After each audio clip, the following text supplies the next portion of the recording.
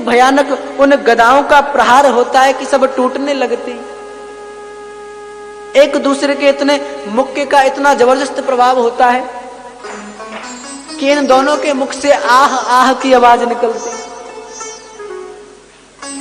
इतने दिवस बीत गए युद्ध होते होते कोई भी पराजित नहीं होता। भगवान से भीम कहते हैं, गोविंद मैं इसको पराजित करने में असमर्थ हूं, मैं कैसे जीतूंगा इससे युद्ध? अरे ये तो बड़ा बलवान है, मैं इसको हराने में असमर्थ हूं, नहीं हरा पाऊंगा गोविंद। भगवान कहते हैं अपना मन हल्का मत करो भीम, जब तुम युद्ध में थक जाओ कभी कभी मेरी ओर देख लेना। युद्ध प्रारंभ हुआ, गदाएं टूट टूट कर नीचे गिरने लगी। तब जरासंध से अपनी नजर को बचाते हुए भीम ने श्री कृष्ण की आंखों से आंखें मिलाई और भगवान ने पृथ्वी पर पड़े हुए तिनके को उठाया। उसको तिनके को फाड़ करके विपरीत दिशाओं में छोड़ देते हैं भगवान, और उस तिनके को पकड़ के भीम जरासंध की तरफ छोड़ देता है। जैसे ही जरासंध का ध्यान भटकता है, भीम उसकी जंघा को पकड़कर बीच से चीड़ देता है और इसी से उसकी मृत्यु हो जाती है।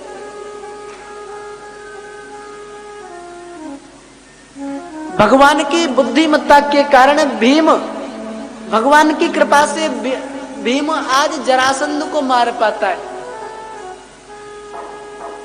यदि भगवान की कृपा न होती तो भीम के बस की बात नहीं थी कि वो जरासंध को हरा सकता। सदा पांडवों पर भगवान की कृपा बनी रही है।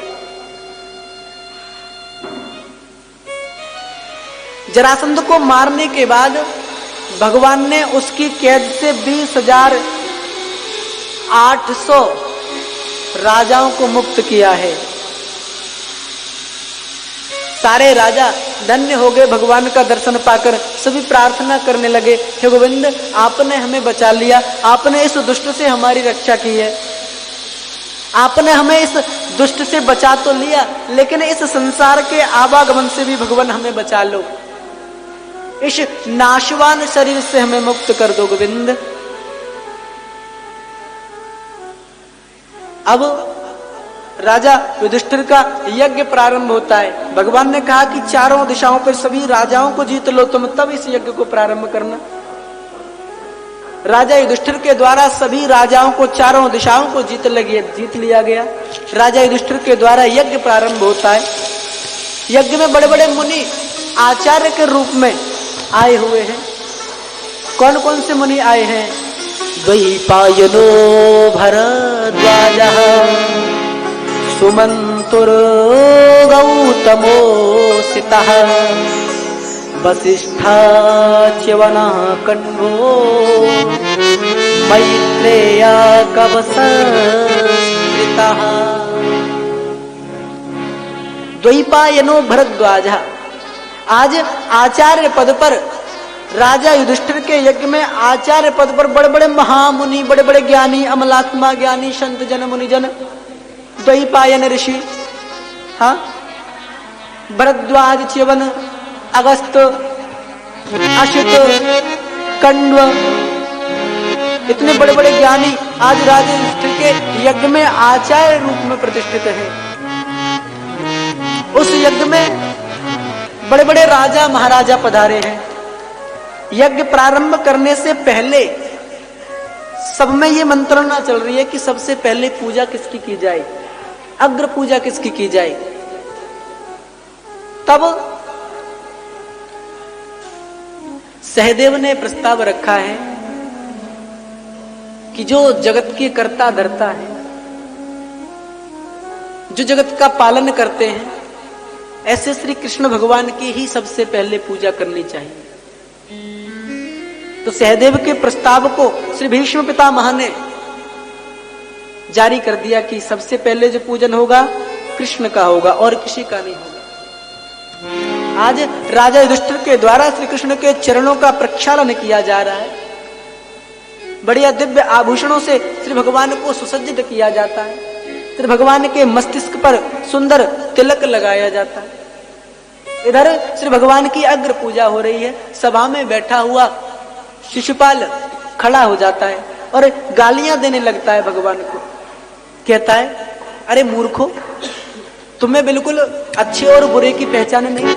अरे इतने बड़े बड़े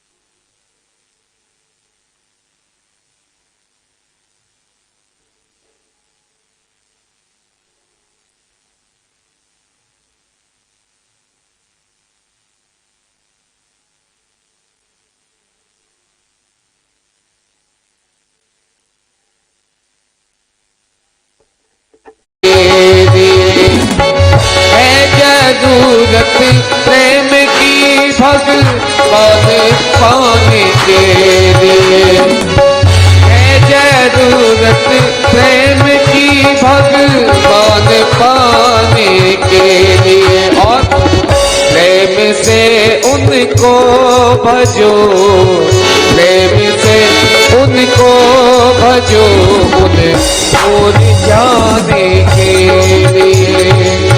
प्रेम से उनको भजो, उनको जाने के लिए।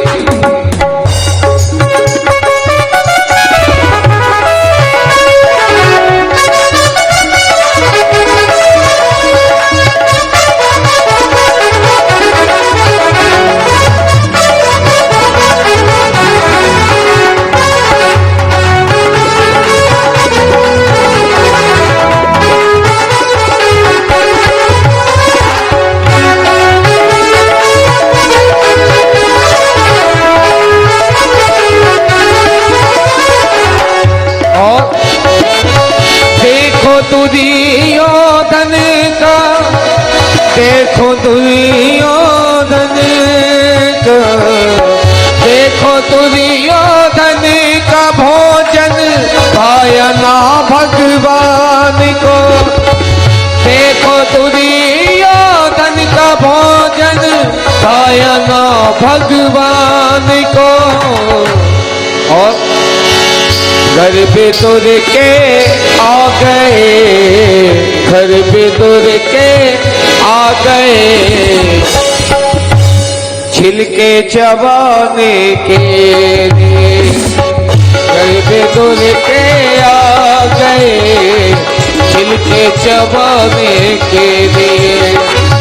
है जरूरत प्रेम की उनको रिझाने के लिए, प्रेम से उनको भजो, प्रेम से उनको भजो, उनको रिझाने के लिए।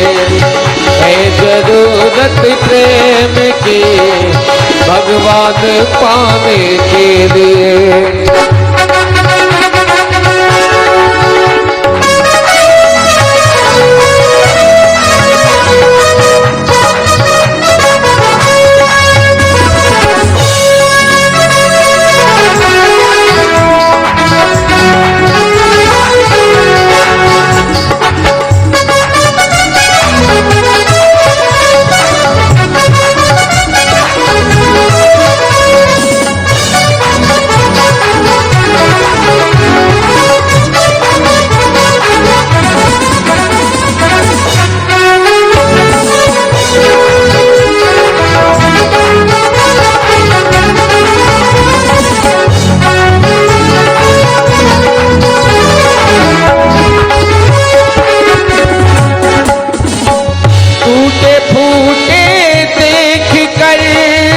चावल सुदामा मिट के,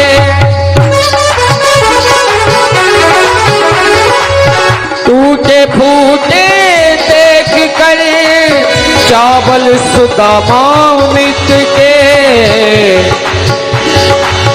कैसे ललचाए प्रभु, कैसे ललचाए प्रभु, दाने दाने के लिए। कैसे ललचाए प्रभु दाने दाने के लिए।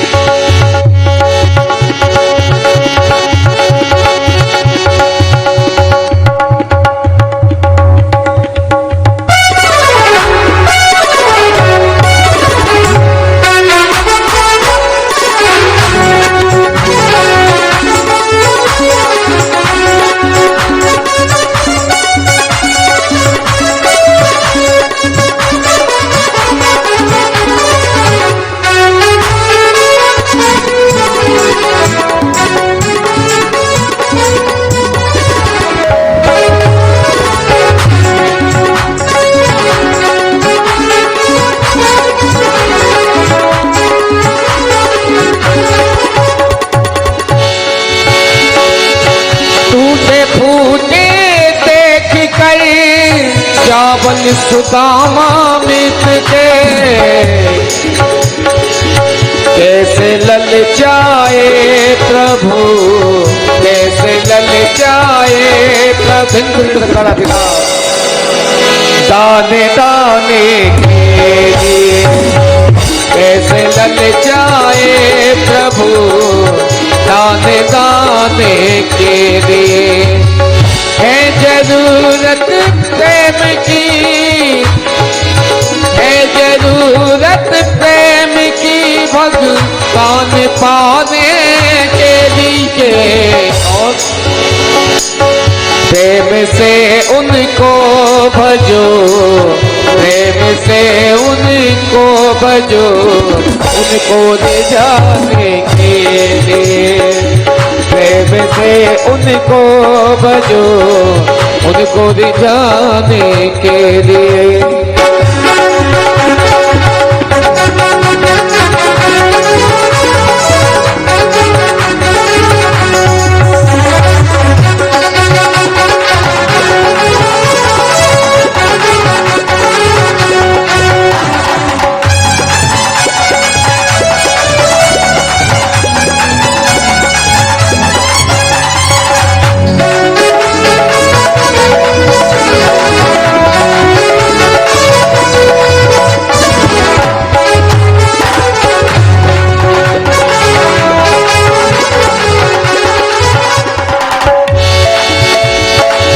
भक्त की जिद देख कर दिल हिल गया भगवान का।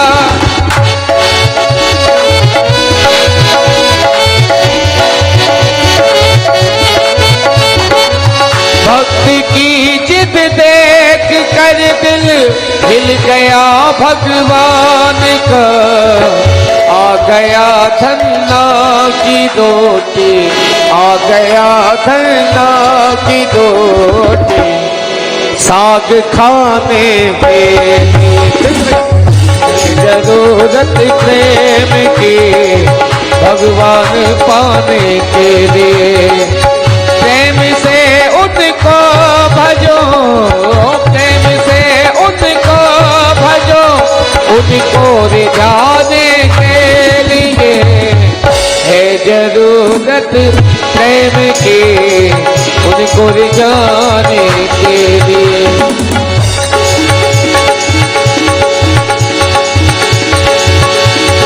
हमें अश्कों से जख्मों को धोना नहीं आता,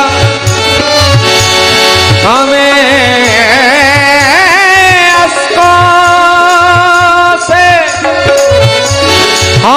अश्कों से जख्मों को धोना नहीं आता,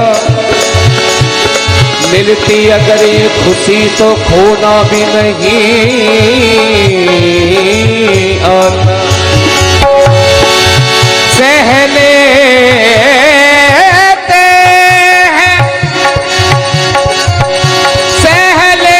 हैं हर गम मुस्कुराते, और लोग कहते हैं कि रोना भी नहीं आता। जिसके दिल में प्रेम है, जिसके दिल में प्रेम है, सच्चा पुजारी वो भी है। जिसके दिल में प्रेम है, सच्चा पुजारी वो ही है। यूं तो फिरते हैं सभी, यूं तो फिरते हैं सभी, घंटी बजाने के लिए। यूं तो फिरते हैं सभी, घंटे बजाने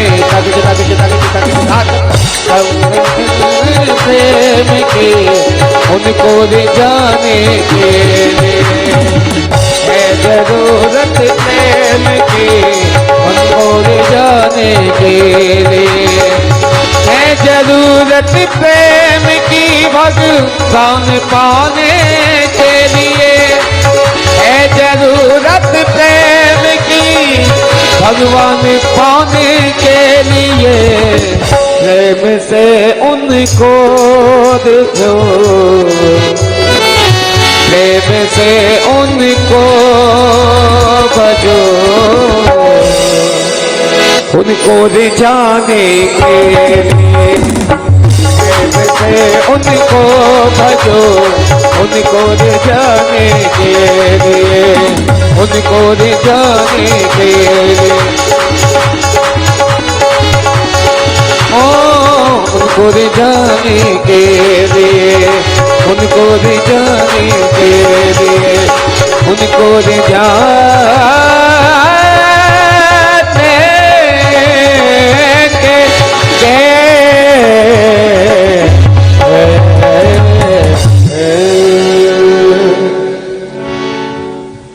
प्रेम से बोले राधे राधे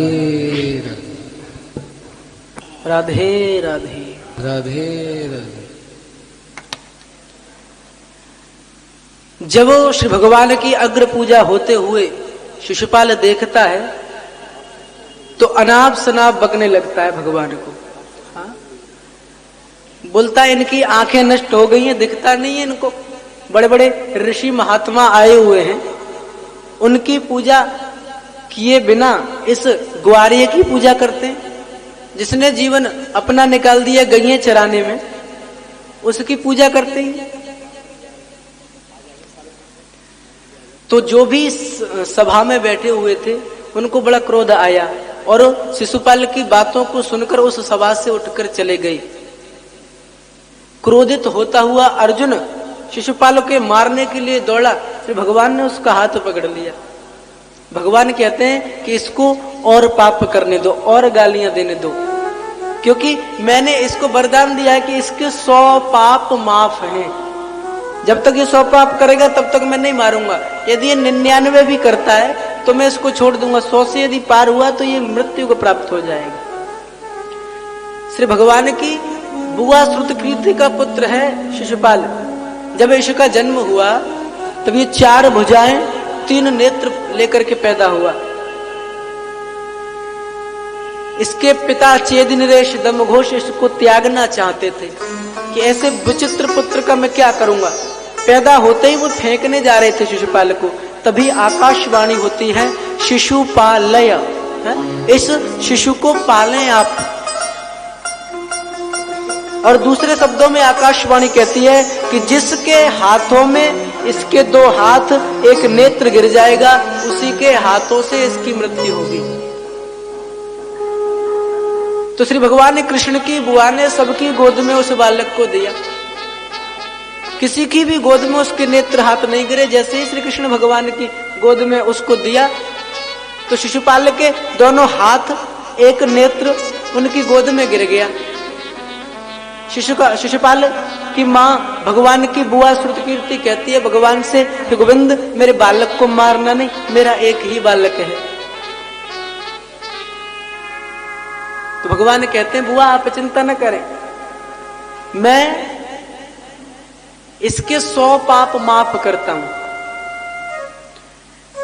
इसके 100 पाप तक माफ हैं। यदि इसने 101 पाप किए तो ये मृत्यु को प्राप्त हो जाएगा बुआ। तो आज इसको होश नहीं रहता। पहले जब भी गालियां देता है तो 100 से कम देता था कि ताकि भगवान मारे ना, उसको पता था ये बात। आज अत्यंत क्रोध में आकर के इतनी गालियां देता है, इतनी गालियां देता है कि वो भूल जाता है कि मुझे लिमिट में गालियां देनी है, और 100 से पार हो जाता है। जैसे ही 100 से पार उसकी गालियां होती हैं, भगवान का चक्र सुदर्शन स्वयं जाकर के उसकी गर्दन को धड़ से अलग कर देता है। शिशुपाल विघ्न रूप में उस यज्ञ में विघ्न का रूप में अर्चन डालता है, उस विघ्न को नष्ट कर देते हैं भगवान।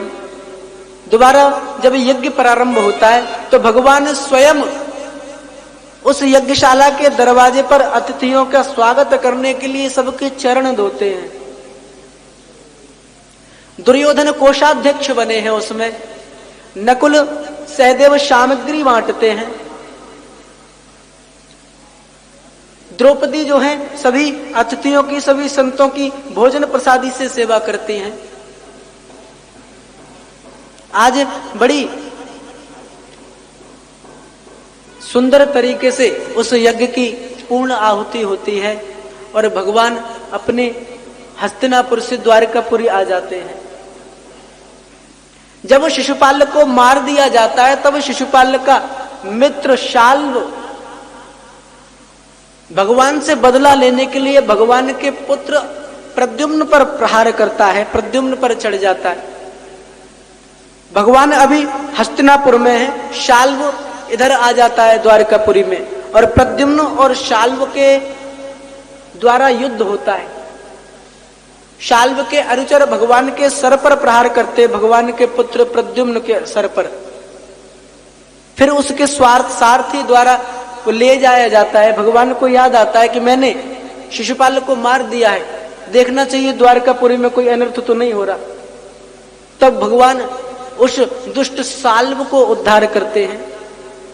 शाल्व की मृत्यु के बाद शाल्व का मित्र आता है दंतवक्त्र, तब भगवान दंतवक्त्र का भी बल शांत करते हैं।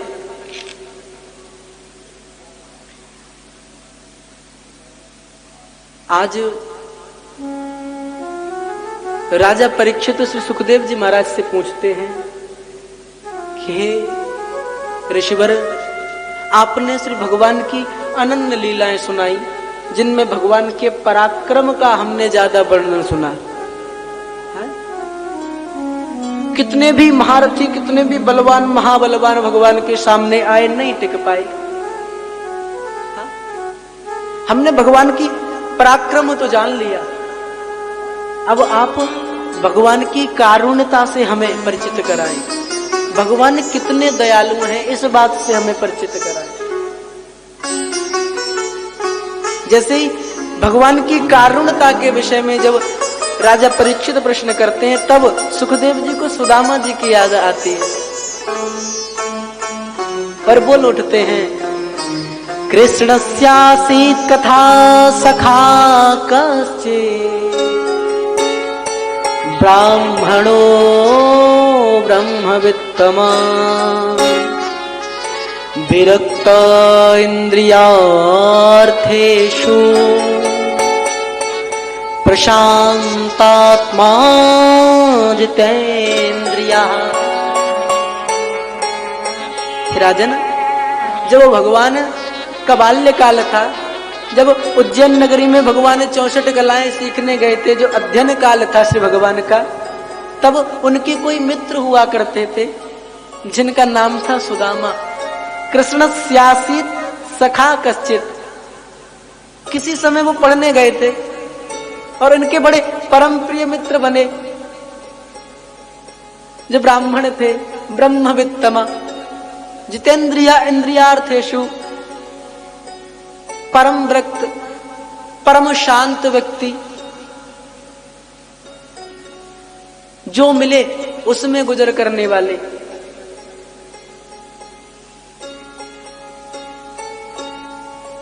सुदामा जी का विवाह हो जाता है, जिनकी पत्नी का नाम है सुशीला।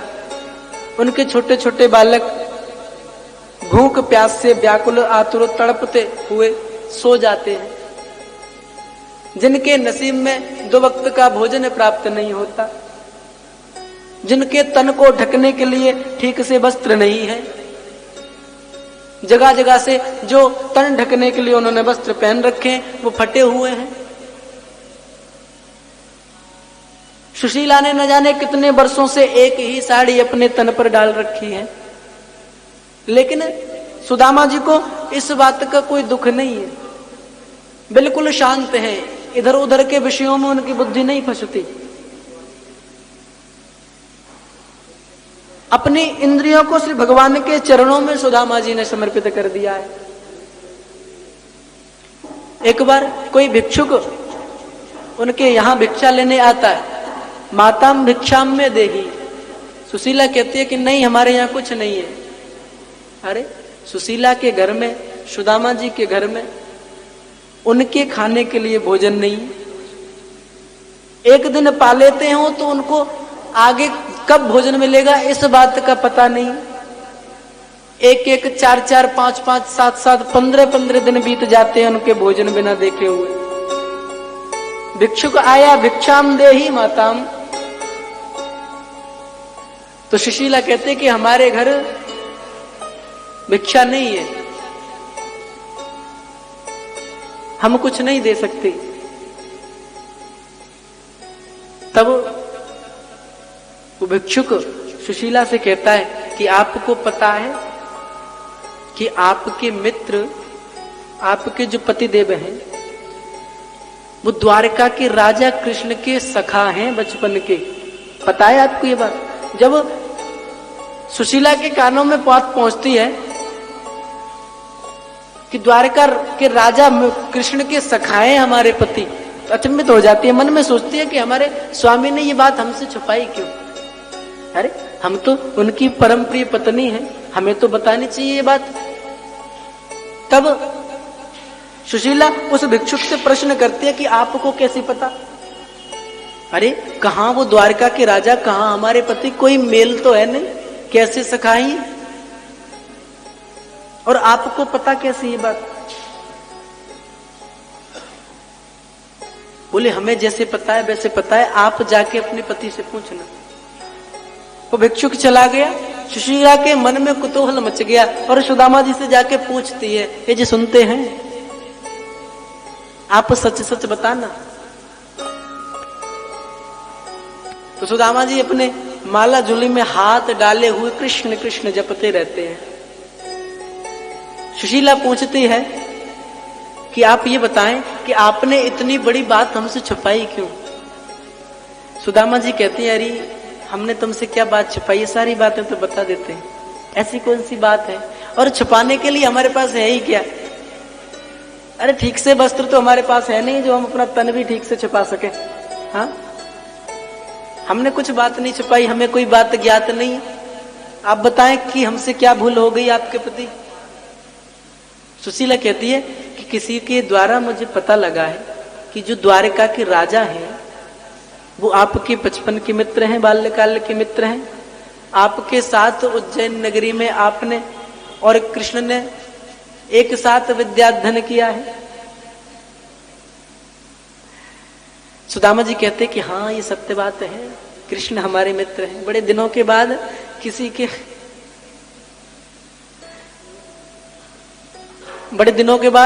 के मुख से श्री कृष्ण का नाम सुदामा के कानों तक पहुंचा। जब गुरुकुल में दोनों पढ़ते थे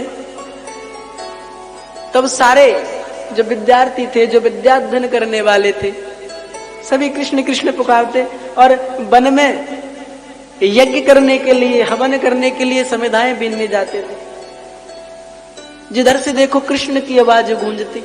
आज वही याद आ गई कि किसी ने कृष्ण कहा। सुदामा जी कहते हैं हाँ हमारे मित्र हैं, बड़ी गंभीर आवाज निकालते हैं। सुशीला कहती है आपने बताया क्यों नहीं। सुदामा जी कहते हैं कि हम यदि बताते भी तो आप विश्वास नहीं करती हम पे। क्यों? क्योंकि वो कहां द्वारका के राजा और कहां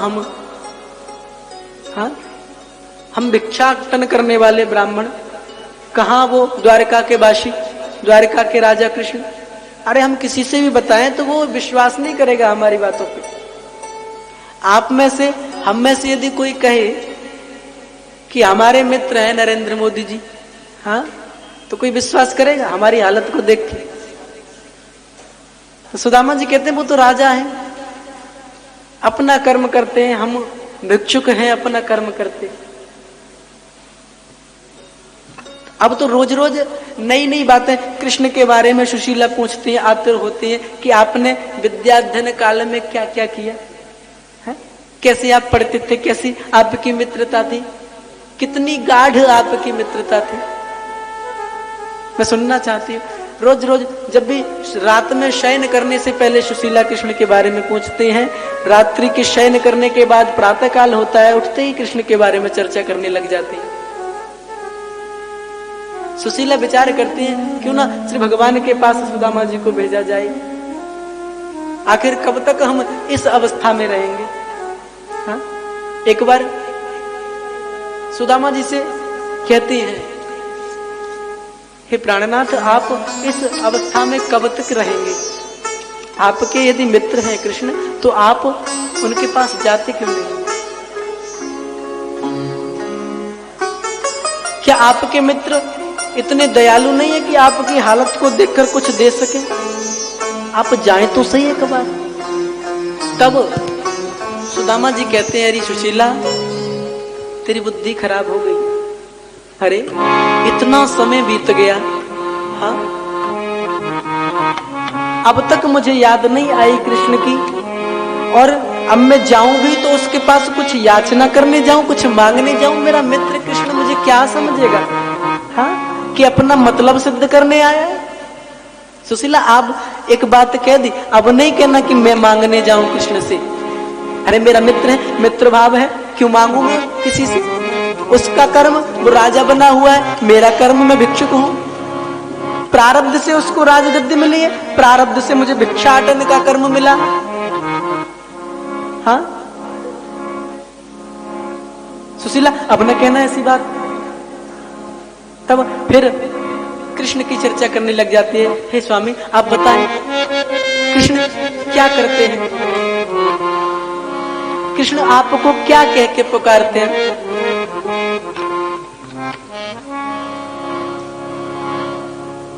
सारी बातें पूछ लेती है सुदामा जी से।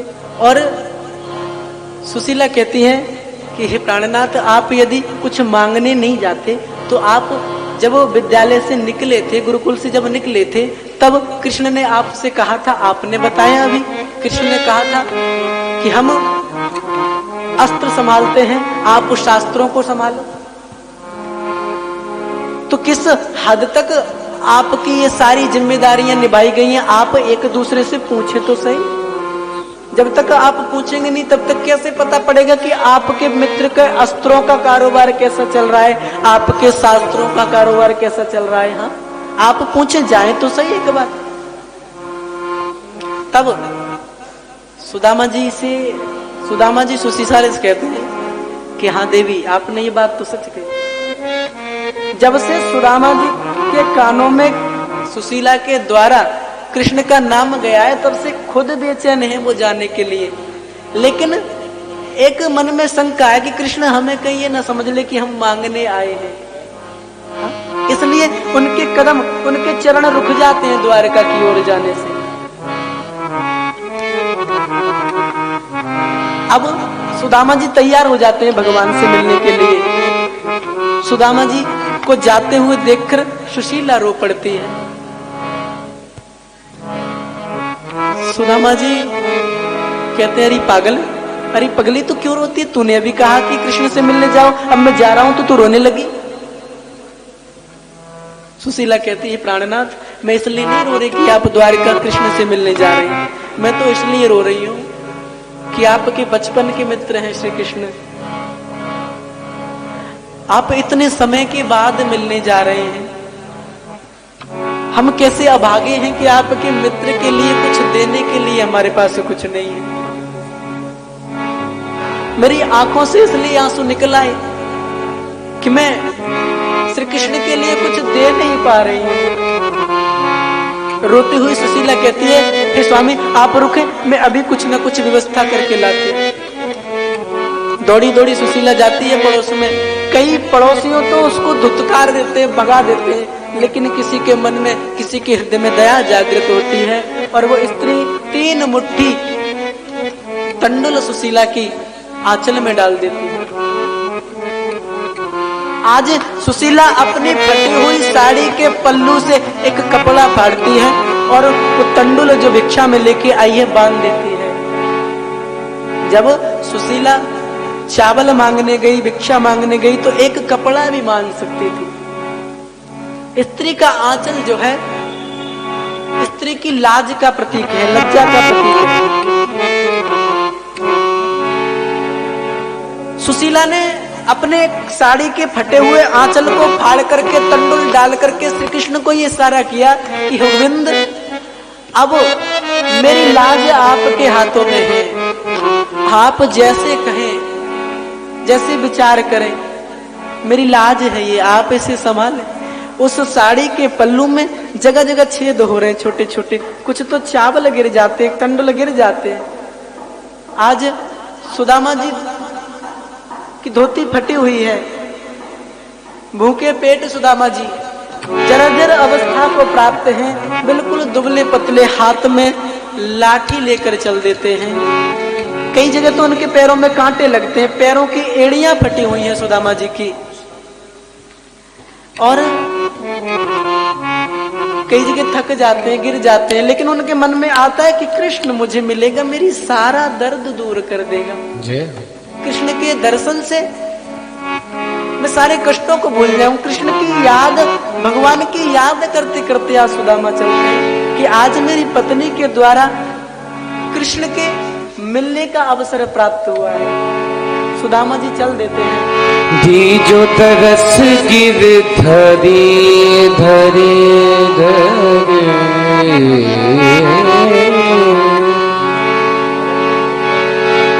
जो तरस गिर धरी कन्हैया भैया आए जा रे, जो तरस गिर कन्हैया भैया आए जा रे, जो तरस गिर धरी, जो तरस गिर धरी कन्हैया भैया आए जा रे, जो तरस गिर धरी।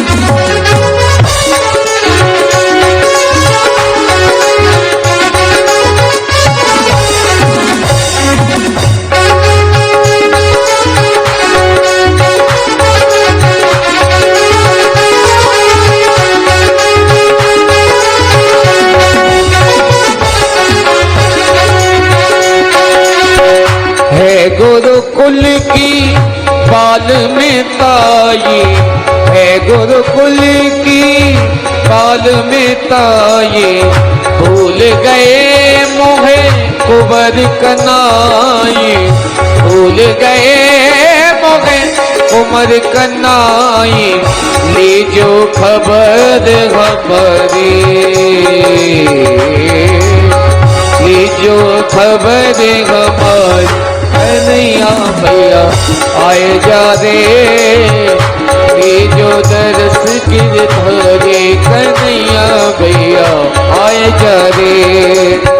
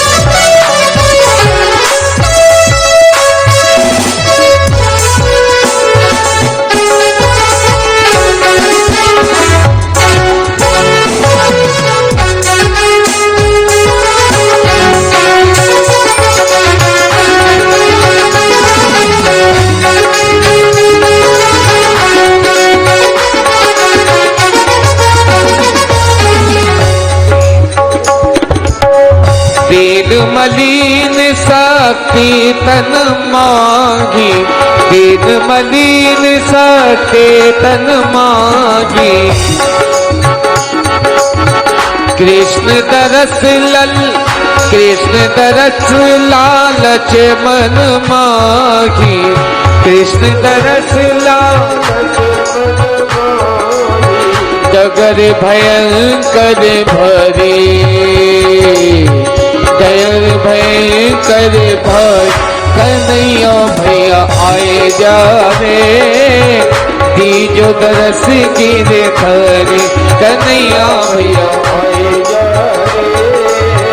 आए जा रे, लाला आए जा रे, आए जा रे लाला, आए जा रे, आए जा रे लाला, आए जा रे, आए जा रे लाला, आए जा रे, दीजो दरस गिरधरे, कन्हैया भैया आए जा रे,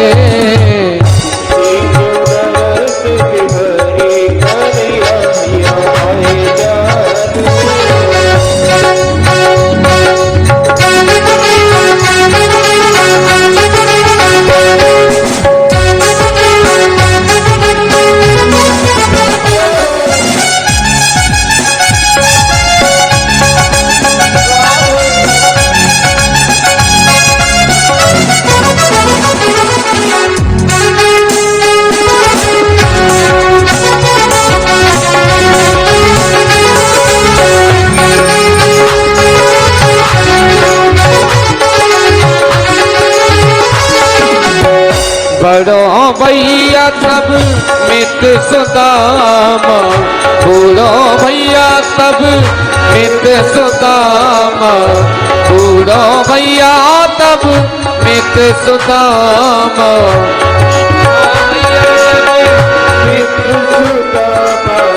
अति से दूर द्वारिका धामा, अति से गिरधर ले सुध हमारी, गिरधर ले सुध हमारी, कन्हैया भैया आए जा रे, दीजो दरस गिरधरे, कन्हैया भैया आए जा रे, दीजो दरस गिरधरे, कन्हैया भैया आए जा रे, दीजो दरस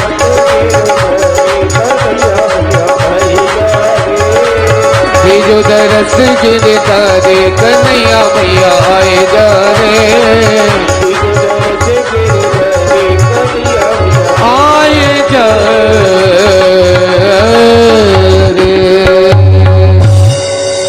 बोलिए सुदामा जी महाराज की जय हो। श्री कृष्ण नाम का सहारा लेकर आज सुदामा जी द्वारकापुरी की ओर जाते। सुदामा जी चलते चलते उनकी एड़ियों से रक्त बहने लगता है। छोटी छोटी किंकड़ियां, छोटे छोटे कांटे उनके पैरों में घुस जाते हैं, लेकिन उनको कृष्ण के नाम का बल आगे को बढ़ाता है। सुदामा जी कभी कभी पृथ्वी पर गिर जाते हैं। एक हाथ में उनकी लाठी है, दूसरे हाथ से पृथ्वी का सहारा लेकर के उठते हैं। उनके पैर डगमगाने लगते हैं, भूख से व्याकुल हो उठते हैं, लेकिन कृष्ण कृष्ण निरंतर जपते रहते, छोड़ते नहीं श्री भगवान का आश्रय। ऐसे भगवान के में इतनी निष्काम भक्ति सुदामा जी की, निष्काम श्रद्धा, और भगवान की ओर चलते हैं। बस यही कामना है कि आज मुझे कितने वर्षों बाद मेरा कृष्ण मिलेगा, न जाने कैसा दिखता होगा। पहले तो नंगे धरंगे रहते थे, लकड़ी बिल्ले हमारे जैसा सादा, अब तो राजा बन गया होगा कृष्ण, अब तो दास दासियों से घिरा रहता होगा कृष्ण, अब तो आदेश करता होगा कृष्ण। हाँ, और सब सारे दास मेरे कृष्ण के, मेरे मित्र के आदेश का पालन करते होंगे। इन चीजों को, इन विषयों पर विचार करते करते सुदामा प्रसन्न होते हैं। जिस राजा की स्थिति में श्री भगवान द्वारका में बैठे हैं, वही स्थिति श्री सुदामा जी के हृदय में प्रस्फुटित होती है कि किस स्थिति में श्री भगवान में बैठे होंगे और किस प्रकार आदेश देते होंगे। किस प्रकार यदि किसी को बुलाना हो तो बुलाते होंगे। अब मन में उनके मन में ये कुतूहल है कि पहले तो कृष्ण बड़ा आजाद घूमता था, गली गली में चोरी करता डोलता था, गोपियों के हाथों से मार खाता था। क्या उसका अभी भी ये स्वभाव होगा? अरे मेरे कन्हैया, पहले मैंने कुआरा छोड़ो, अब का मेरे कन्हैया को ब्याह है गो है? इतनी सारी मन में विचार उनके प्रकट होते हैं, बार बार गिरते हैं, बार बार संभलते हैं, लेकिन कृष्ण नाम का आश्रय नहीं छोड़ते। उनके पैर डगमगाते रहते हैं, लेकिन नहीं, कृष्ण कृष्ण कृष्ण मिलेगा मुझसे और मेरी सारी पीड़ा दूर कर देगा, मुझे देखते ही अपने हृदय से लगा लेगा। कृष्ण मेरा मित्र है, कृष्ण मुझसे बहुत प्रेम करता है। अकेले सुदामा जी चल रहे हैं, चलने में असमर्थ है, लेकिन कृष्ण कृष्ण निरंतर जपते रहते। वे मन धागा प्रेम का, वे मन धागा प्रेम का, मत तोड़ो चक्रिका, टूटे से ना जुड़े जुड़े गांठ पड़ जाए। बस्ती कितनी दूर बसा दी, दिल में बसने वालों रस्ते भर रो कर पूछा हमसे पाँव के छनों में। बसती कितनी दूर बसाने, दिल में बसने वालों ने, दिल में बसने वालों ने रस्ते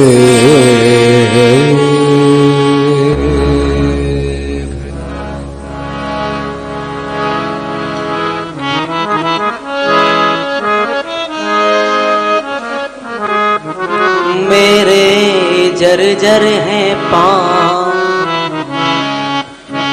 संभालो हरि मेरे जर्जर है पाँव, संभालो हरि मेरे जर्जर है पाँव, संभालो हरि मेरे जर्जर है पाँव, संभालो हरि मेरे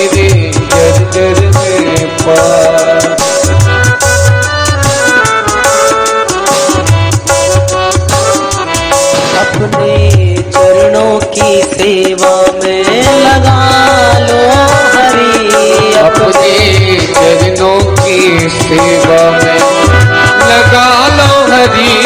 अपने चरणों की सेवा लगा लो हरि। मेरे जर जर में पास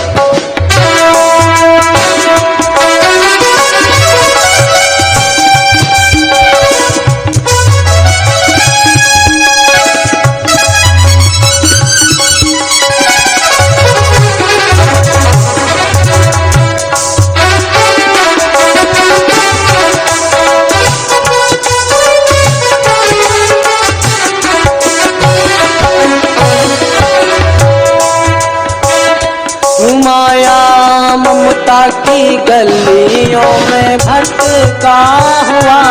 माया ममता की गलियों में भटका हुआ। मैं हूँ तृष्णा के पिंजरे में अटका हुआ। मैं हूँ कृष्णा के पिंजरे में अटका हुआ। माया ममता की गलियों में भटका हुआ। माया ममता की गलियों में भटका हुआ। मैं हूँ तृष्णा के पिंजरे में अटका हुआ। के पिंजरे में अटका हुआ। डाला विषयों ने जा डाला विषयों ने जा निकालो हरि। मेरे जर जर में पास समालो हरि। मेरे जर जर में पास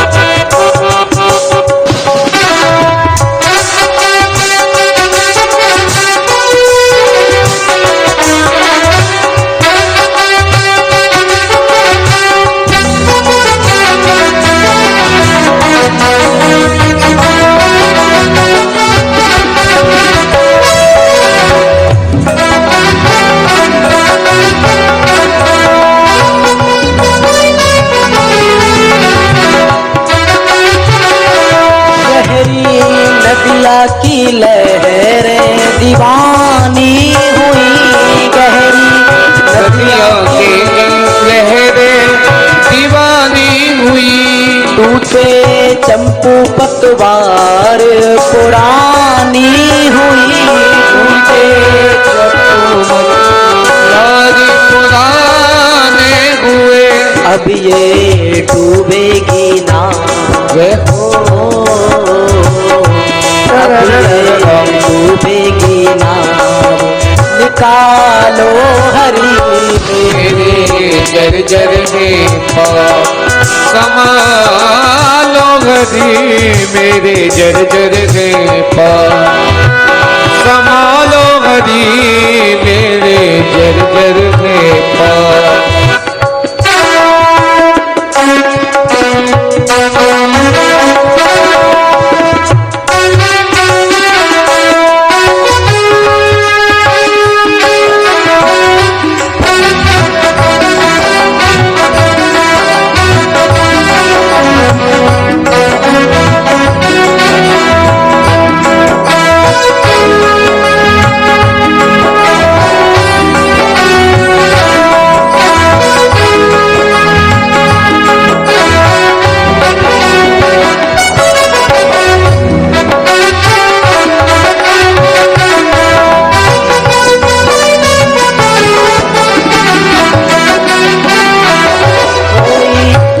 न किसी ने सुझाया मुझे कोई। न किसी ने सुनाया मुझे। फिर भी देखो कहाँ खींच लाया मुझे। कहाँ खींच लाया मुझे। कोई पथ न किसी ने सुझाया मुझे। पथ न किसी ने सुनाया मुझे। फिर भी देखो कहाँ खींच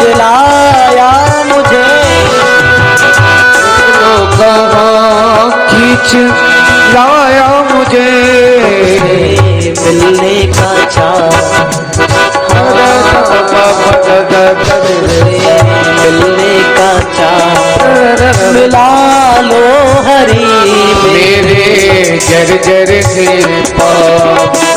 संभालो हरि मेरे जर्जर है पाँव। संभालो हरि मेरे जर्जर है पाँव। संभालो हरि मेरे जर्जर है पाँव।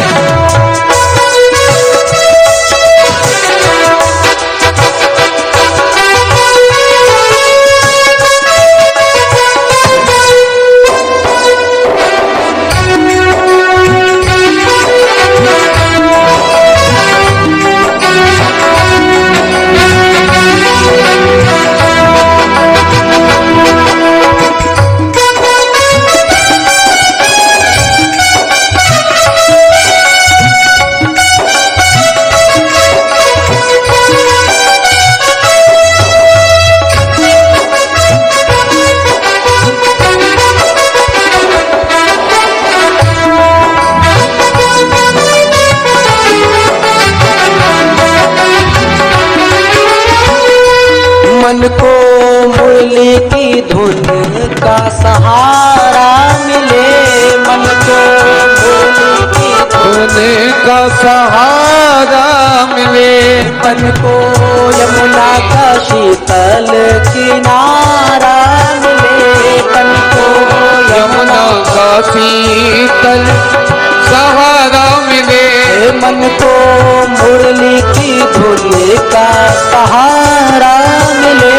मन को मुरली के धुन का सहारा मिले।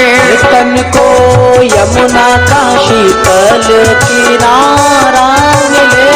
तन को यमुना का निर्मल सहारा मिले। हमको वृंदावन धाम, हमको वृंदावन धाम बुला लो हरि। हमको वृंदावन धाम बुला लो हरि। हमको वृंदावन धाम बुला लो हरि। मेरे जर्जर है पाँव, बुला लो हरि। अपने चरणों में दिया लगा लो हरि। मेरे जर्जर है पाँव।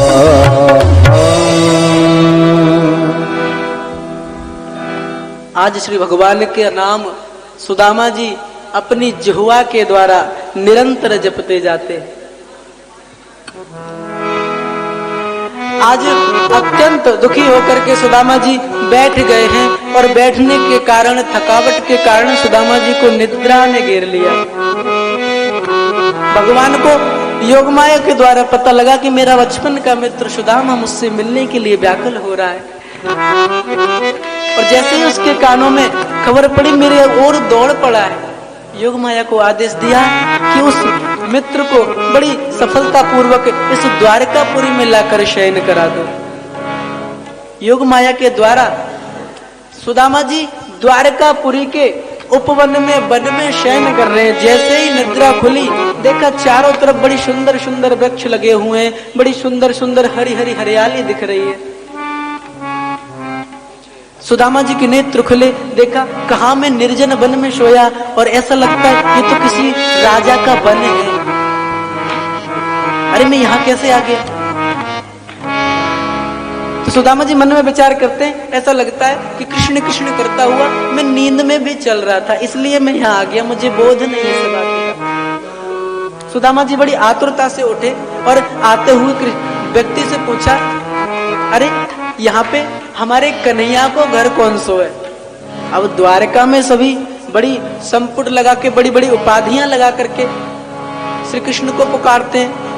श्री श्री 1008 श्री राजा महाराजा श्री कृष्णचंद्र जी महाराज, इस प्रकार उपाधियों से सुसज्जित करते हैं। श्री भगवान ने राजा का नाम, अपने राजा का नाम सेवक। लेकिन सुदामा जी का तो मित्र है राजा, तो वो तो बचपन की भाषा उनकी कन्हैया कह के पुकारना, कोई जानता नहीं वहां कन्हैया को। सुदामा जी ने किसी व्यक्ति से पूछा कि हमारे कन्हैया का घर कौन सा है? अचंभित रह गया, भैया कोई पता है आपके पास कौन सा कन्हैया, कौन सी गली, कौन सा मोहल्ला, कौन सा गांव? अरे भैया हम तो अपने कन्हैया मित्र के पास आए हैं, बस इतनी पता है कि हमारा मित्र द्वारका में रहता है। तो वो कहता है कि ये द्वारका 6। तो सुदामा जी के मन में और चिंता हुई कि द्वारका 6 है तो हमारो कन्हैया कौन सी 6 में रह रहा है। तो वो व्यक्ति कहता है कि ये द्वारका 6 को यहाँ पे है को 6 बोलते, द्वारका 1 की आप चिंता न करें, लेकिन आपका जो मित्र है कन्हैया कहाँ रहता है, कोई चिन्ह है आपके पास, कोई पता है? अरे हमने काई के मोते सुनी कि द्वारका को राजा बन गयो हमारा मित्र। हाँ, तब उसका दिमाग सटक गया, क्योंकि कहाँ तेरी हालत, अपनी हालत तो देख, द्वारका के राजा को अपना मित्र बताता है।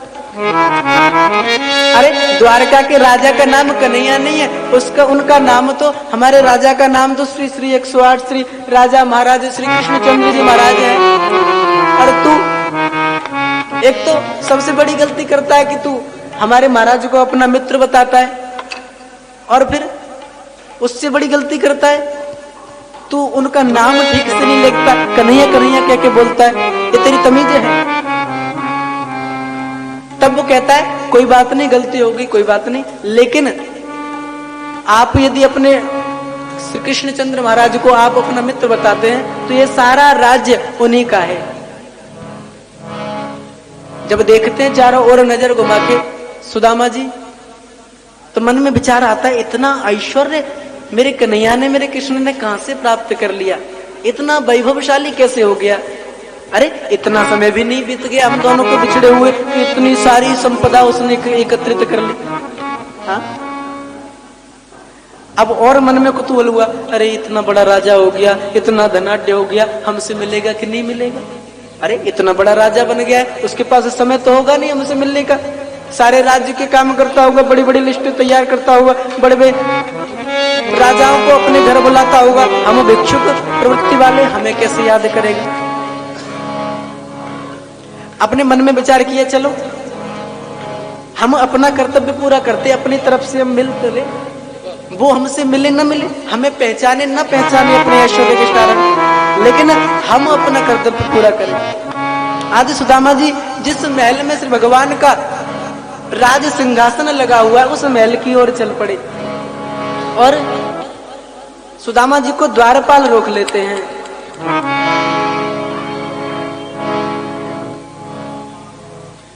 सुदामा जी को द्वारपाल रोक लेते हैं, कहते हैं अरे पंडित जी महाराज, अरे संत जी महाराज, आप कहाँ जा रहे हैं, आपकी हालत कैसी है। कहा कि हम आपके महाराजा से मिलने आए हैं। अरे बड़े बड़े राजाओं की लाइन लगी हुई है, आपको क्या याचना करनी है हमारे महाराज से, जो भी आप याचना करना चाहते आप मांगे, यहाँ आपकी सारी कामनाएं पूर्ण होंगी। हाँ, वहां तक जाने की आवश्यकता नहीं है, उनके पास समय नहीं है। अरे उनके पास तो बड़े बड़े महाराजा बैठे रहते हैं, उनसे मिलने के लिए बड़े बड़े राजा महाराजा लाइन लगा के खड़े रहते हैं। आप कोई विशेष हैं क्या उनके? तब सुदामा जी कहते कि वो हमारे बचपन का यार है, हमारा मित्र है, हम एक साथ पढ़े, हम मिलने दो उनसे, उनको कहो कि हम आए हैं। शीश पगा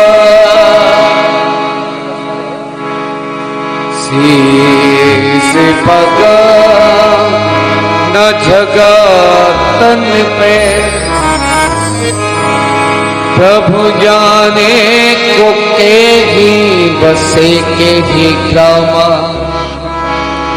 धोती फटी सी लटी दुपटी और पाहन की गई सामा, द्वार खड़ा तुझी दुर्बरे,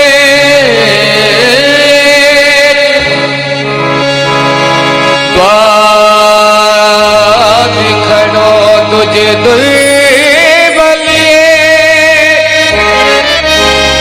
रहो चकी सो बसुदा अभिराम, पूछत दीन दया को, बतावत आपनो नाम सुधा। आज द्वारपाल से सुदामा जी वैसे करते हैं कि आप एक बार उनसे जाकर तो कहो कि कोई भिक्षुक, कोई पंडित जी महाराज आपसे मिलने आए, आप एक बार कहें, यदि उनके मन में स्मरण होगा हमारी मित्रता का तो जरूर आएंगे हमसे मिलने। हाँ? आज एक बहुत दयालु द्वारपाल है। वो दयालु इसलिए कि पहले जब हिरण्याक्ष की योनि में जय विजय पार्षद जो थे भगवान के राक्षस योनि को प्राप्त हुए थे, उसी भय के कारण आज भगवान के द्वारपाल कहते हैं आप यहाँ ठहरे, हम पूछ के आते हैं, फिर बताएंगे आपको आना है कि नहीं आना। आज द्वारपाल पहुंच जाते हैं श्री भगवान के पास। बोलिए द्वारकाधीश भगवान की जय हो। आज द्वारपाल पहुंचता है भगवान के पास और कहता है, प्रभु हम क्षमा चाहते हैं यदि कोई हमारे द्वारा विघ्न हुई हो, लेकिन बहुत जरूरी काम है। क्या काम है? कोई भिक्षुक प्रवृत्ति वाला व्यक्ति, कोई स्वभाव से वेशभूषा से मालूम लगता है कोई ब्राह्मण है, ऐसा लगता है कोई याचना करने आया है, लेकिन आपसे मिलने के लिए बहुत तड़प रहा है।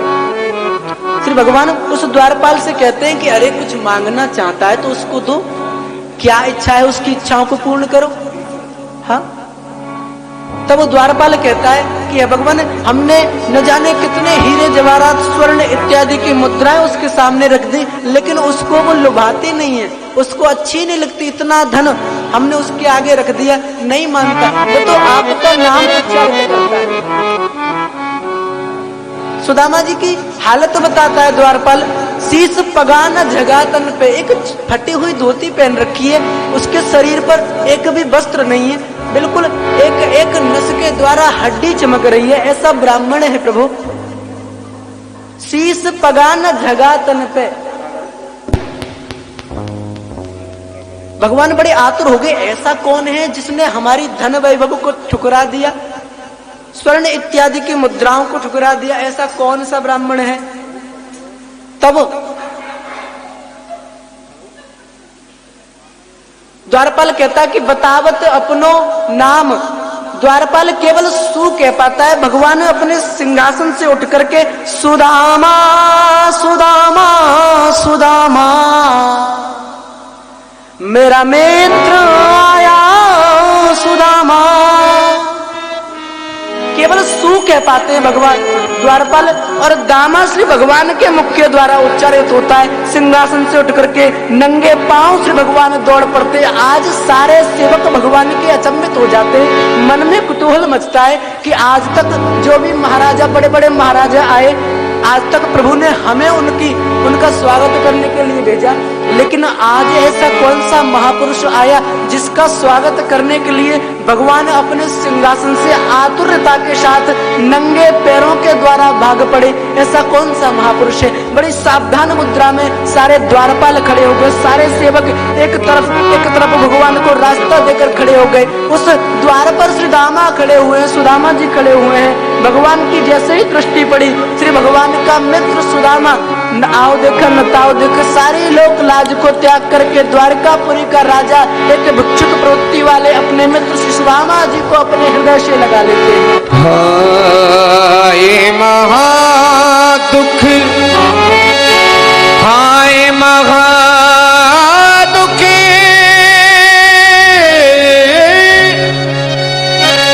हाय महादुख पायो सखा तुम, आए इते न किते देखो,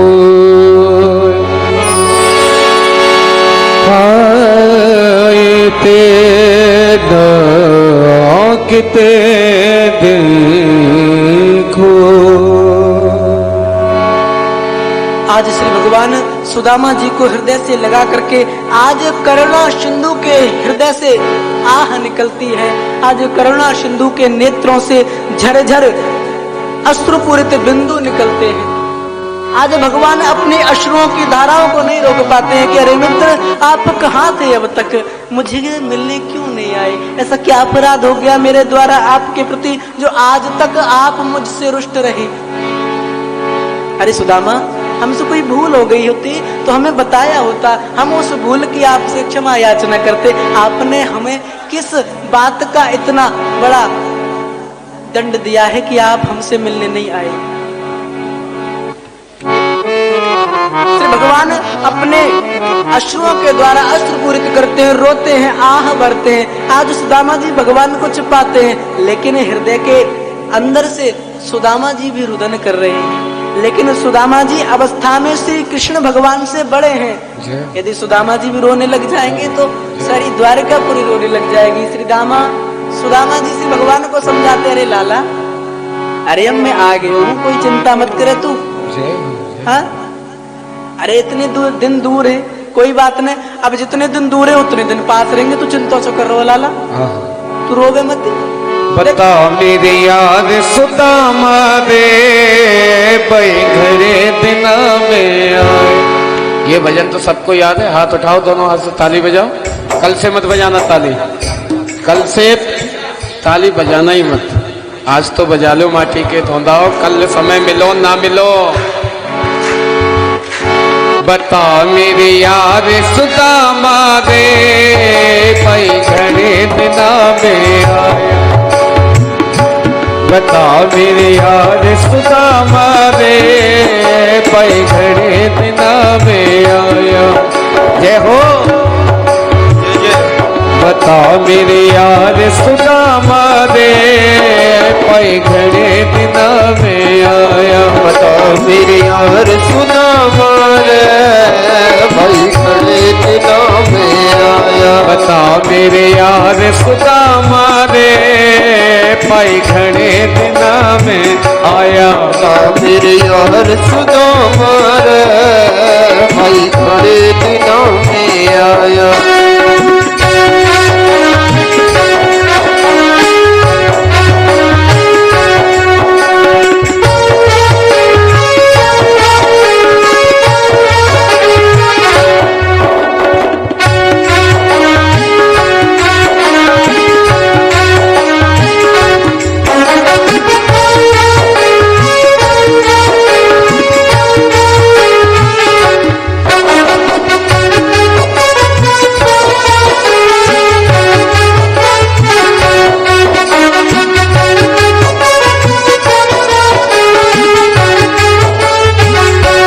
बालक थारे जब आया करता, खेल खेल के जाया करता।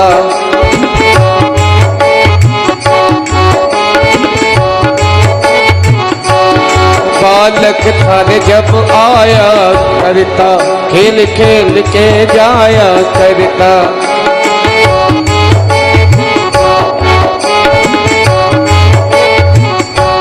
बालक थार जब आया करता, खेल खेल के जाया कर। हुई क्या तकरार सुदामा रे, हुई क्या तकरार सुदामा रे। अरे भाई घरे दिना में आया। बता में यार सुदामा रे भाई घरे दिना में। बता मेरे यार सुदामा रे भाई घरे दिना में। बता मेरे यार सुदामा रे भाई घरे दिना में आया। बोलिए भागवत महापुराण की जय। वृंदावन में हरि लाल की। हो तेरे सुंदर नैन कटीले, मेरे बाके बिहारी गिरधरी। चरणों में जाऊं बलिहारी, ओ मेरे राधा वल्लभ लाल तिहारे। चरणों में बलिहारी, यारे राधा वल्लभ लाल तिहारे। चरणों की बाग बिहारी लाल तिहारे। चरणों में बलिहारी। यारे राधा वल्लभ लाल तिहारे। चरणों की बलिहारी। मेरे बाग बिहारी गिरधरी, मेरे बाग बिहारी गिरधरी। चरणों में जाऊं बलिहारी मेरे राधा वल्लभ लाल मेरे राधा वल्लभ लाल तिहारे चरणन में बलिहारी प्यारे राधा वल्लभ लाल तिहारे चरणों की बलिहारी चरणों की बलिहारी लाला बलिहारी लाला चरणों की बलिहारी चरणों की बलिहारी लाला चरणों की बलिहारी कान्हा मेरे राधा वल्लभ लाल मेरे राधा वल्लभ लाल तिहारे चरणों की बलिहारी प्यारे राधा वल्लभ लाल तिहारे चरणों की बलिहारी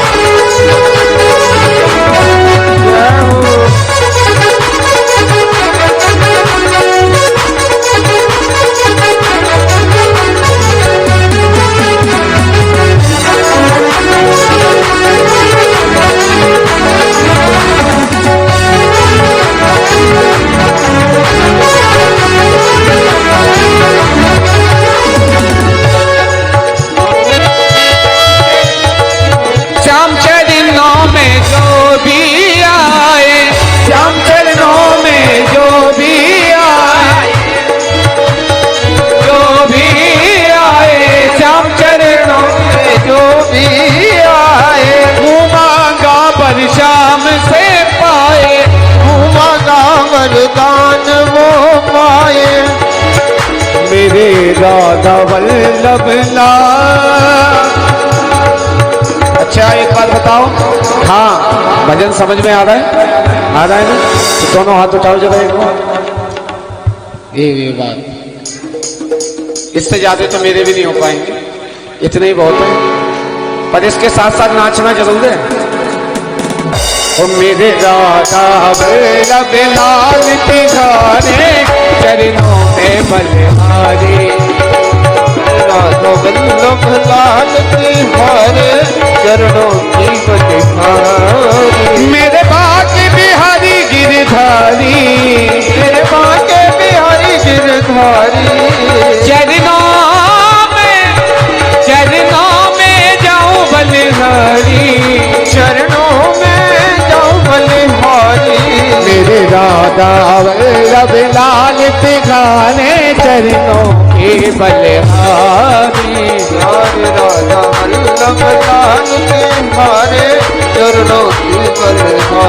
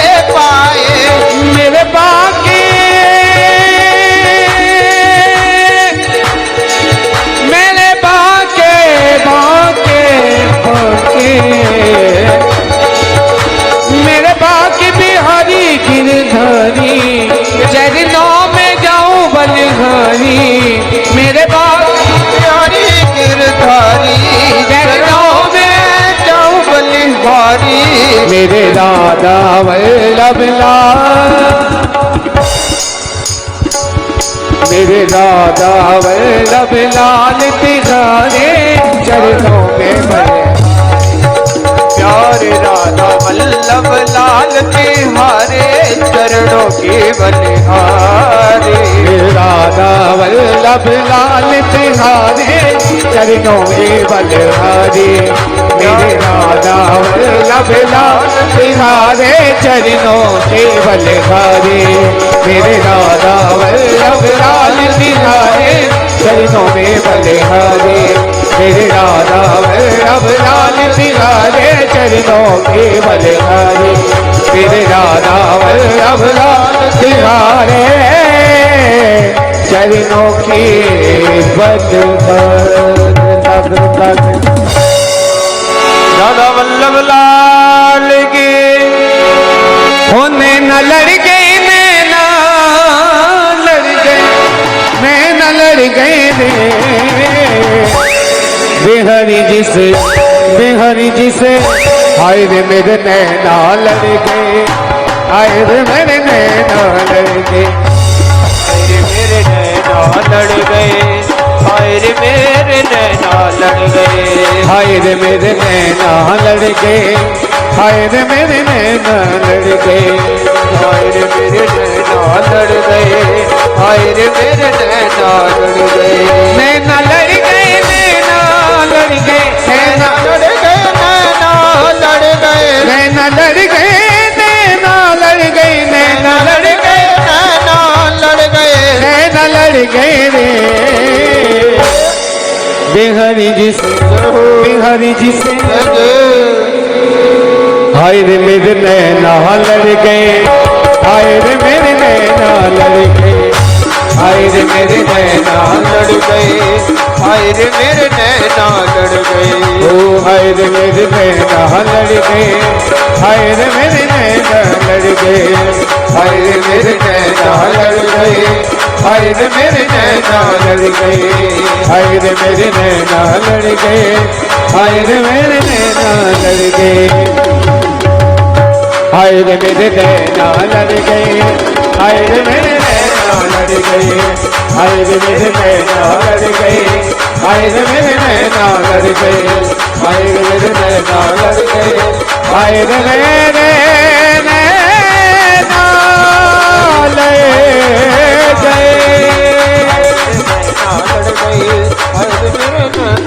गए हो जी दिल लगो मुरलिया बारो दूसरा कौन सा दूसरा हो काला काला कररी गुजरी अभी कट्टी बाद में कर लेंगे हो काला कागा कररी गुजरी मत कारे का जिक्र करे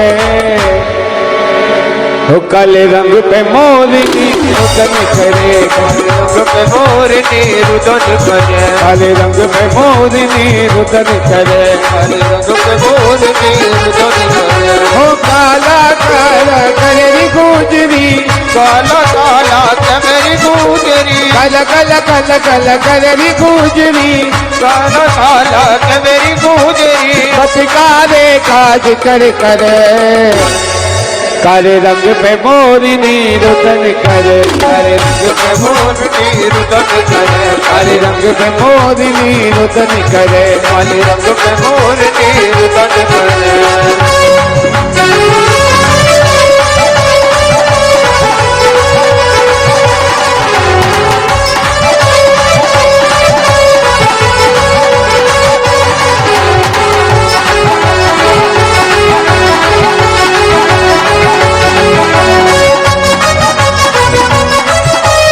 लंबे लंबे केस बढ़ा के लंबे लंबे केस बढ़ा के लंबे लंबे लंबे लंबे लंबे लंबे लंबे लंबे लंबे केस बढ़ा के लंबे लंबे केस बढ़ा के लंबे लंबे केस बढ़ा के उस पर सुरमा गजब करे।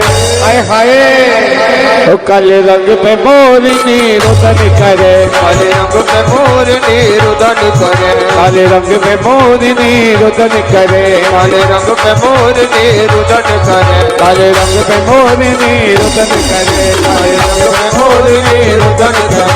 काले रंग पे मोरनी रुदन करे। काले रंग पे मोरनी रुदन करे। काले रंग पे मोरनी रुदन करे। तो तेरी मेरी कट्टी है बाद में सुनाऊंगा आरती के बाद।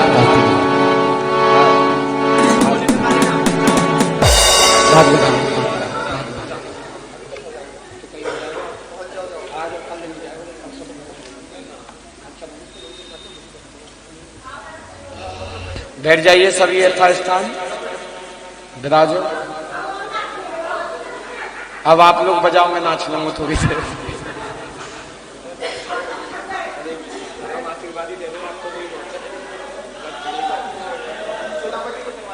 प्रेम से बोले राधे राधे। बैठ जाओ। आज श्री भगवान से श्री सुदामा जी मिले हैं।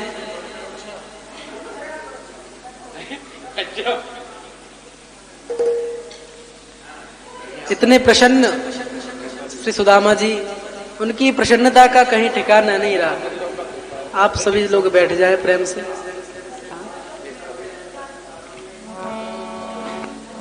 श्री राधे।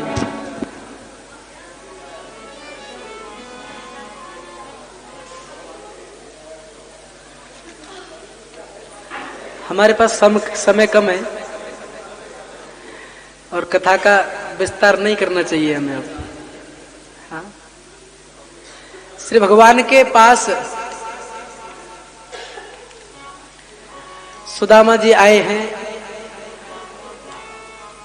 भगवान ने सारे कष्टों को सुदामा जी के हर लिया और जिस प्रकार स्वयं ऐश्वर्यशाली है, ऐश्वर्यवान है, उसी प्रकार श्री भगवान ने जिस प्रकार एक द्वारकापुरी बनी हुई है, उसी प्रकार भगवान ने अपनी योग माया के द्वारा सुदामा जी के कष्टों को हरते हुए एक सुदामापुरी का निर्माण कर दिया।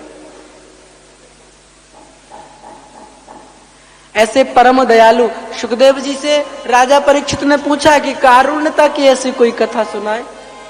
तो भगवान का बड़ा उदार हृदय है, ऐसे दयालु हैं भगवान कि जो भिक्षा के द्वारा चावल मांग करके लाई, सुशीला के द्वारा जो हाथों में दिए थे सुदामा जी के, उन 3 मुट्ठी चावल में 2 लाख दे दिए और तीसरी मुट्ठी जब खा रहे थे तब रुक्मिणी जी ने रोक लिया था। ऐसे कारुण्यता से भरपूर श्री भगवान है। ऐसा तभी कहा है भगवान को करुणा निधान है।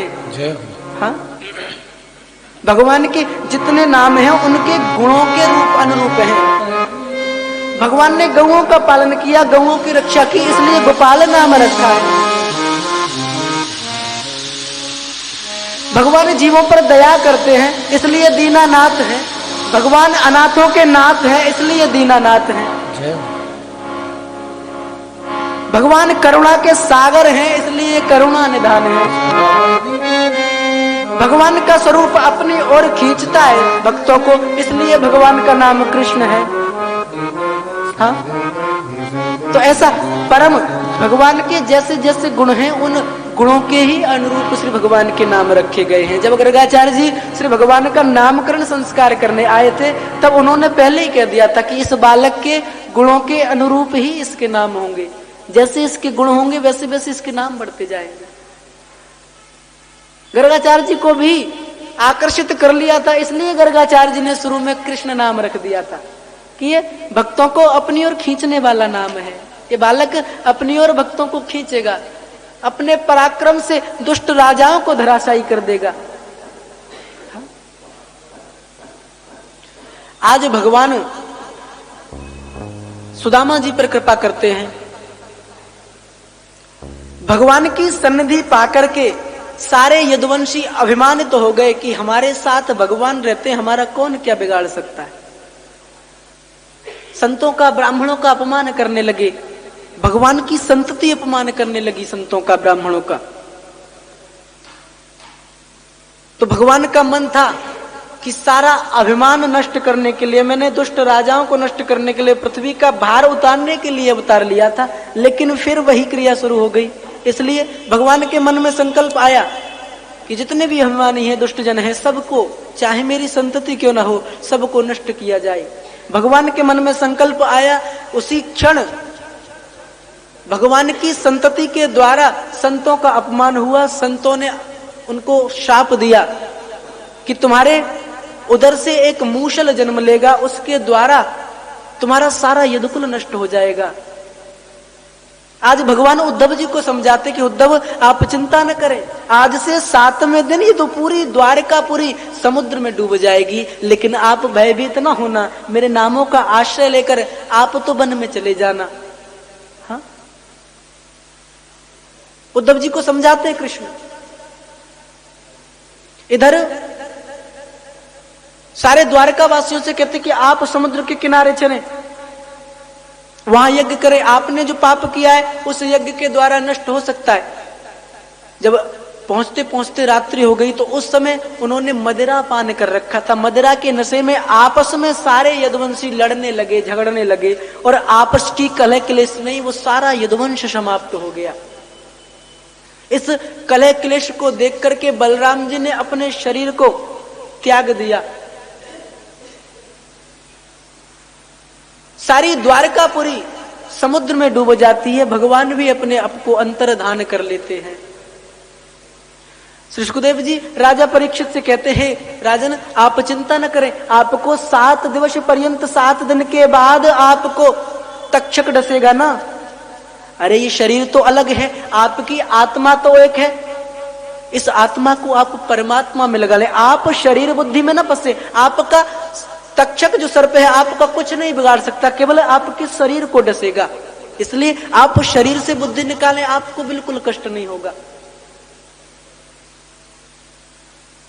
आज श्री सुखदेव जी महाराज राजा परीक्षित को आश्वासन देकर के वहां से विदाई लेते हैं, और 7 दिन जब पूरे होते हैं, ऋषि का शाप पूरा होने को आता है, तक्षक नाग डसने के लिए तत्पर होता है, लेकिन भगवान की समाधि में राजा परीक्षित लीन है।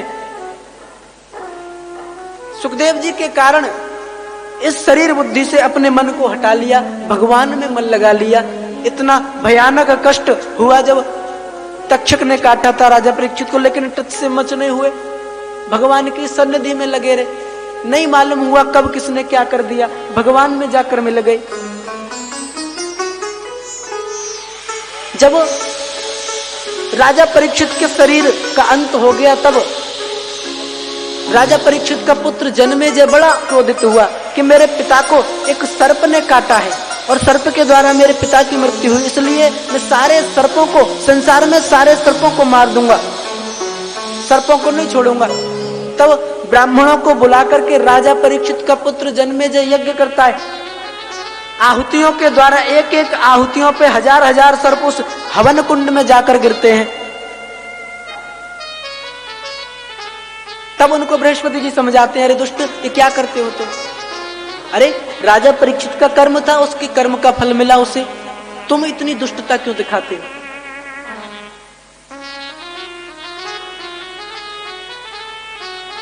आज जन्मेजय ने उस अकृत्य कर्म को रोक दिया और अपने आप को भगवान में लगा दिया।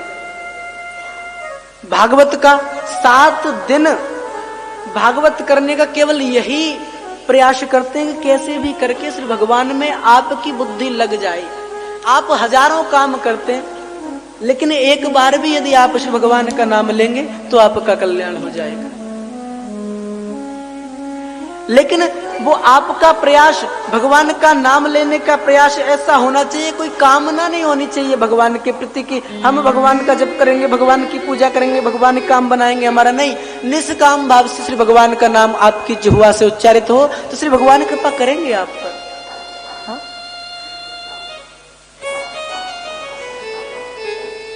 आज 7वें दिवस की कथा को विराम देते हैं। यही एक संदेश पहुंचना चाहिए कि भगवान में कैसे बुद्धि लगे। भागवत, एक भागवती जो हमारी ज्ञान गंगा है, हमें ये सिखाती है कि भगवान के नामों के द्वारा उस भगवान की कृपा प्रसाद को हम कैसे प्राप्त कर सकते हैं।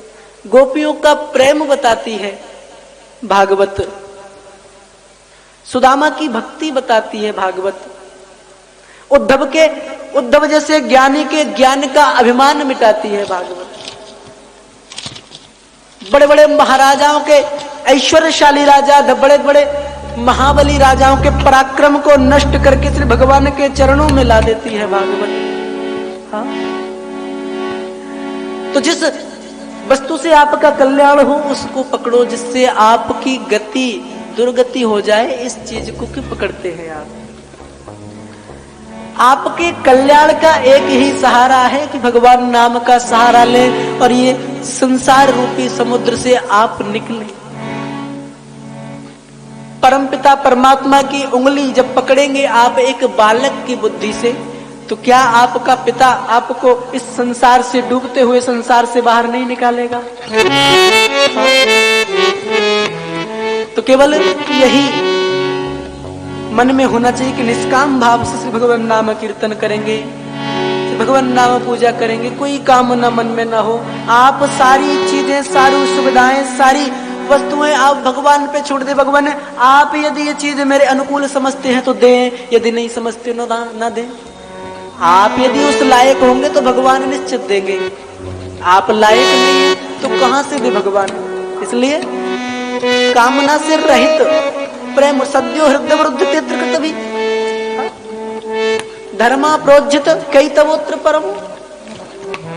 कैसे कैसे श्लोकों के द्वारा व्यास जी ने वर्णन किया है, कितने सुंदर भगवान का इधर स्वरूप का वर्णन किया कि कितने सुंदर हैं भगवान, उधर दूसरे श्लोक में भगवान वर्णन करते कितने दयालु हैं भगवान।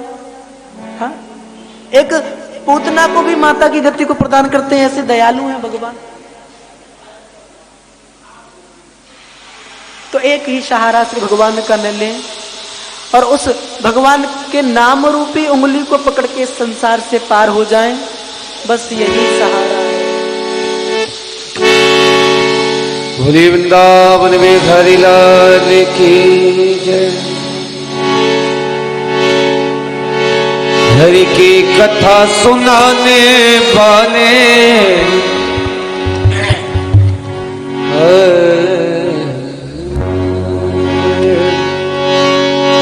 हरि की कथा सुनाने वाले तुमको लाखों प्रणाम, तुमको लाखों प्रणाम, तुमको लाखों प्रणाम, तुमको लाखों प्रणाम, तुमको लाखों प्रणाम, तुमको लाखों प्रणाम, तुमको लाखों प्रणाम, तुमको लाखों प्रणाम, तुमको लाखों प्रणाम, तुमको लाखों प्रणाम। हरि की कथा सुनाने वाले, हरि की कथा सुनाने वाले तुमको लाखों प्रणाम, तुमको लाखों प्रणाम, तुमको लाखों प्रणाम, तुमको लाखों प्रणाम।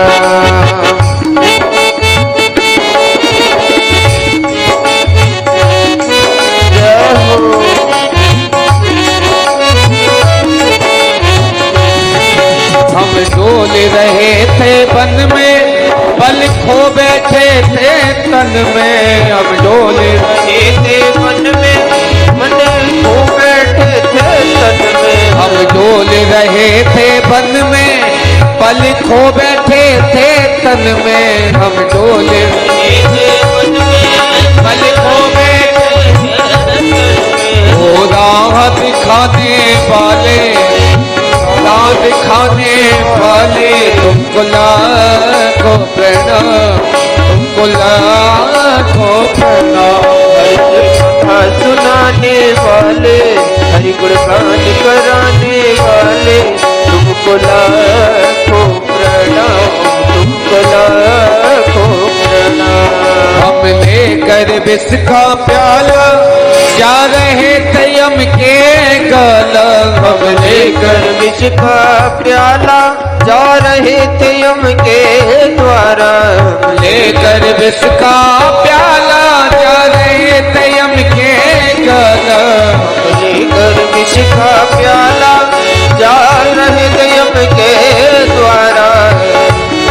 अमृत पान कराने वाले, अमृत पान कराने वाले, तुमको को प्रणाम, तुमको प्रणाम, तुमको प्रणाम, तुमको प्रणाम। तुम घट घट अंतर्यामी, हम पतित और अज्ञानी। घट घट अंतर्यामी, हम पतित और अज्ञानी। गोविंद दरस कराने वाले, गोविंद दरस कराने वाले, तुमको लाखों प्रणाम, तुमको लाखों प्रणाम, तुमको लाखों प्रणाम, तुमको लाखों प्रणाम। बोलो सुखदेव जी महाराज की, बोली वृंदावन बिहारी लाल की जय। ये जो भजन मैं आप लोगों को सुना रहा हूँ, प्राय कर मैं हर कथा में गाता हूँ इसको, है?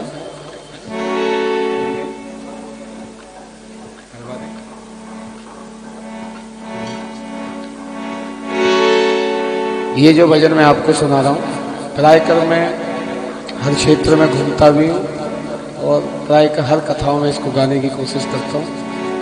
अच्छा भी लगेगा आप लोगों को। प्रीतम प्रीत लगाए कर,